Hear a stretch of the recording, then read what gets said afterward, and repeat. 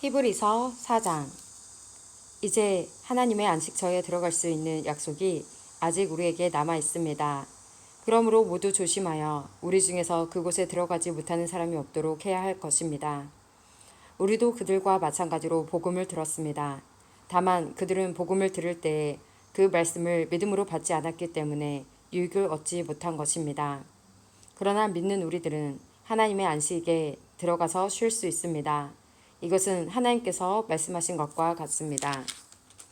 그러므로 내가 분노하여 맹세하기를 그들은 결코 안식처가 될 내 약속의 땅에 들어오지 못할 것이다. 하지만 세상이 창조될 때부터 이 일은 이미 이루어졌습니다. 일곱째 날에 대해서는 성경에 이렇게 기록되어 있습니다.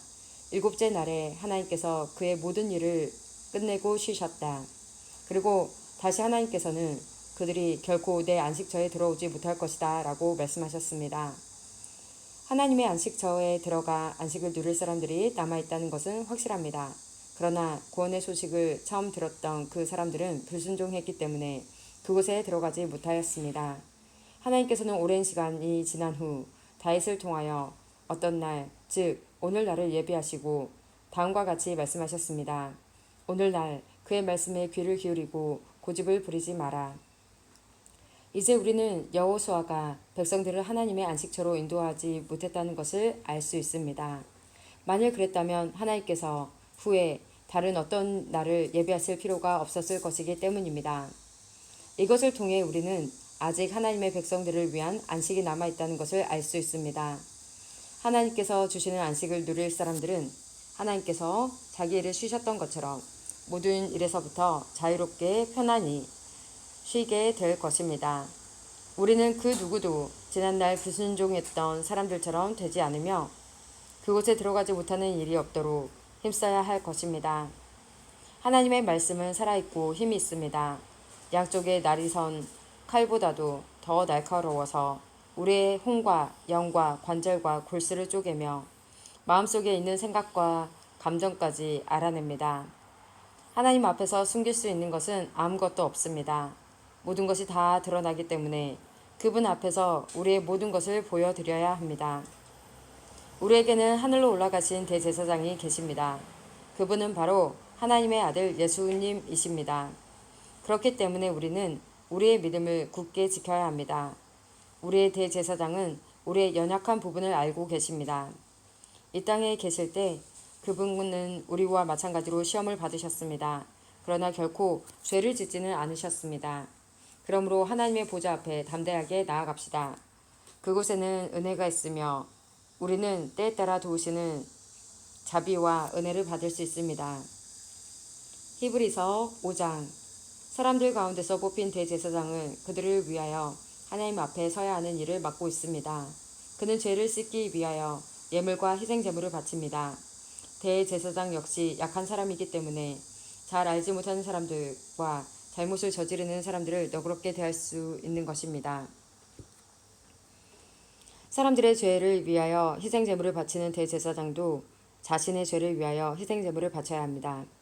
대제사장이 되는 것은 영광스러운 일이지만 자기 마음대로 될 수 있는 것이 아닙니다. 아론처럼 하나님께서 부르심을 받아야 합니다. 그리스도 역시 스스로 대제사장의 영광을 택한 것이 아니라 하나님께서 그를 선택해 주신 것입니다. 하나님께서 그에게 말씀하셨습니다. 너는 내 아들이다. 오늘 내가 너의 아버지가 되었다. 또 이렇게 말씀하셨습니다. 너는 멜기세덱의 계통을 따른 영원한 대제사장이다. 예수님께서 사람으로 계실 때 하나님께 기도하고 도움을 구하셨습니다. 그분은 자기를 죽음에서 구해주실 수 있는 분에게 큰 소리로 부르짖으며 눈물로 기도하셨습니다.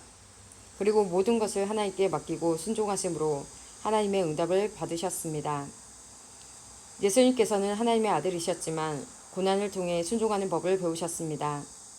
그래서 예수님은 우리의 완전한 대제사장이 되시고 그에게 순종하는 모든 자에게 영원한 구원을 주셨습니다.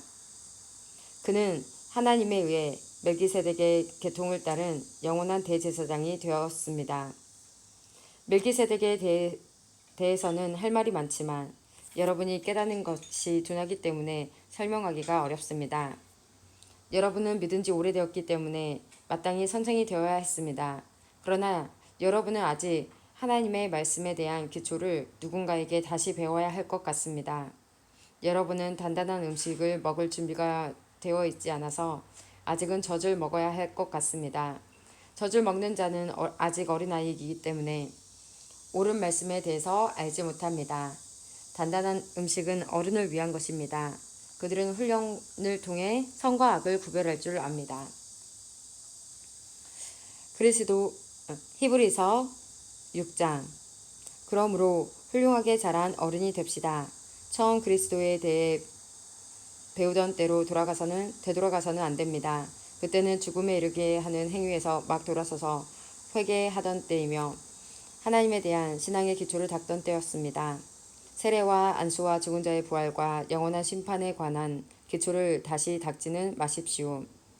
하나님께서 허락하시면 우리는 어른으로 성장할 수 있습니다. 변화된 새 생활로 다시 돌아오지 못하는 사람들도 있습니다. 그들은 한때 하나님의 빛 가운데 살았고 하늘의 은사를 맛보며 성령을 경험한 사람들이었습니다.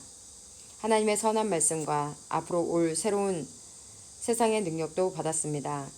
그런데 그들이 그리스도를 떠나버렸습니다. 이들을 다시 돌이킬 수 있는 방법은 없습니다. 왜냐하면 그들은 하나님의 아들을 다시 십자가에 못 박고 사람들 앞에서 욕되게 했기 때문입니다. 어떤 사람들은 많은 비를 흡수하는 땅과 같습니다. 그런 땅은 좋은 열매를 맺어 하나님께 복을 받습니다. 반면 가시와 엉겅퀴가 많이 자라나 쓸모없는 땅과 같은 사람들도 있습니다. 그런 땅은 저주를 받으며 불에 태워질 것입니다. 사랑하는 여러분, 우리가 비록 이렇게 말하고 있지만 여러분이 구원을 누리게 될 것을 확신합니다. 하나님께서는 공평하시기 때문에 여러분이 한 일들과 성도들을 도우면서 보여준 사랑을 잊지 않으실 것입니다. 또한 여러분이 지금도 그들을 돕고 있다는 것을 기억하실 것입니다.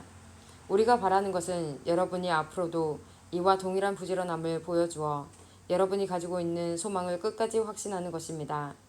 게으름 피우지 마십시오. 믿음과 인내를 가지고 나아가면 하나님께서 약속하신 것을 받게 될 것입니다.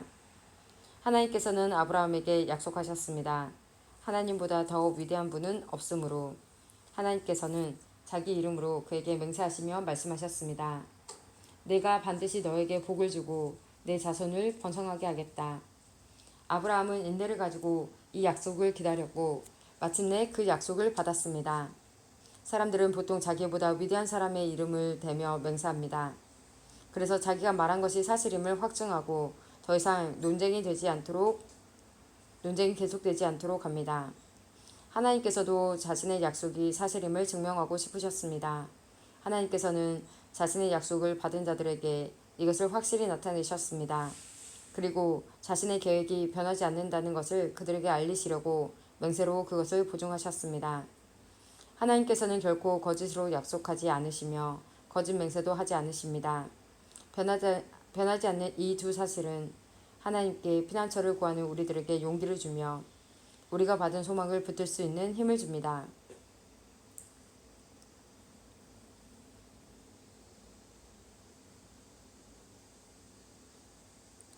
우리가 가진 소망은 영혼의 닷처럼 안전하고 튼튼하여 그 소망을 통해 하늘 지성소의 커튼을 열고 그 안에 들어가게 합니다.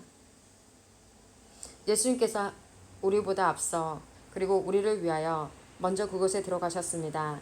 예수님께서는 멜기세덱의 계통을 따른 영원한 대제사장이 되셨습니다.